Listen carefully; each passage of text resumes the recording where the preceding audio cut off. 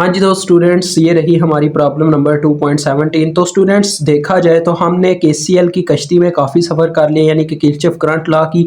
अब प्रॉब्लम्स के मुताबिक हमें केवीएल की कश्ती में सवार होना पड़ा। KVL means Kirchhoff voltage law. जहां अब आ जाती है बारी केवीएल की किरचॉफ वोल्टेज लॉ की, तो कि वो भी मैंने एक्सप्लेन किया हुआ है अलग से वीडियो में। जिन्होंने नहीं देखा वो एक दफ़ा जाके देख सकते हैं। यहाँ पे हम केवीएल लगाएंगे। सबसे पहले स्टूडेंट्स, केवीएल लगाने के तौर तरीके जान लीजिए।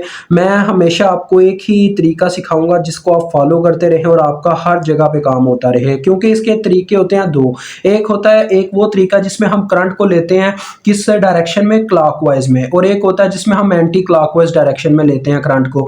तो एंटी क्लॉकवाइज में हमेशा हमें रेजिस्टर के साइन जो वोल्टेज उसके क्रॉस होते हैं वो मार दे जाते हैं, जब मतलब कि हम करंट मेजरमेंट्स के मुताबिक वोल्टेज निकालना चाह रहे हो। तो आपने हमेशा करंट, मेरी आप ये बात याद रख लो, हमेशा करंट को आपने क्लॉकवाइज डायरेक्शन में लेना। तो मैं इसमें करंट को फ्लो करवा रहा हूं, क्योंकि जब कोई भी सर्किट एक टोटली तौर पे क्लोज होता है तो उसमें एक करंट लाजमी फ्लो कर रही होती है। तो और ये एक सीरीज सर्किट होगा हमेशा केवीएल के केस में। I1 के नाम से मैंने एक करंट का यहाँ पे सर्कल लगा दिया क्लॉकवाइज डायरेक्शन में। ये देखो, ये एरो बता रहा है। अब उसने बोला क्या हुआ, VBD वोल्टेज निकाल के दो, यानी B से लेके D तक हमने चलना है वोल्टेज निकालने के लिए। ये B का पॉइंट है और देखो क्लॉकवाइज डायरेक्शन के मुताबिक हमें इस तरह से चलते हुए यहाँ तक आना D तक, तो हमें VBD वोल्टेज मिल जाएंगे। तो चलो आओ यार स्टार्ट करते हैं, मसला ही कोई नहीं है। आपने ऊपर लिख देना एक दफ़ा स्टूडेंट्स, अप्लाई केवीएल।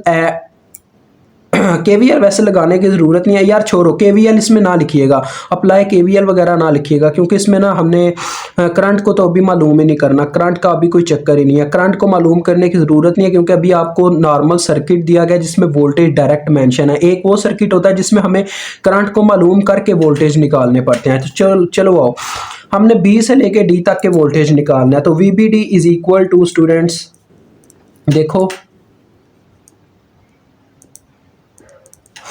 यहाँ से मैंने चलना स्टार्ट किया तो करंट, देखें यहाँ से करंट ने चलना स्टार्ट किया तो करंट इसके पॉजिटिव पोल में एंटर हुई, तो हम लिखेंगे +6 वोल्ट। ठीक है, ये सारी कहानी है। हमने साइन के मुताबिक वोल्टेज लिखते जाना है। आगे जब हम गए तो स्टूडेंट यहाँ पे करंट पॉजिटिव पोल में एंटर हुई, तो ये आ गया +2।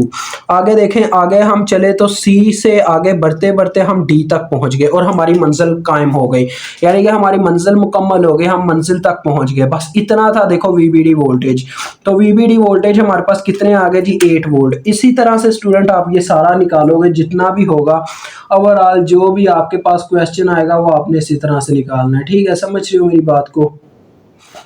तो आगे नेक्स्ट देखो, इसी तरह का कोई भी क्वेश्चन आएगा तो आपने इसी तरह से करना। अगर मैं फॉर एग्जांपल यहाँ पे VAD वोल्टेज निकालना चाहता तो उसका मतलब होता A से लेके D तक के वोल्टेज, तो हमें यहाँ से चलते हुए ओवरऑल D तक आना पड़ता। तो क्या होता है जी, देखो +4, यानी कि यहाँ पे करंट पॉजिटिव पोल में एंटर कर रही होती तो +4 आ जाता। आगे देखो वही साइन +6 +2, तो 4 6 अपने पास 10 हो गया, 10 और 2 12 हो गया। तो VAD वोल्टेज हमारे पास 12 वोल्ट के बराबर होने थे।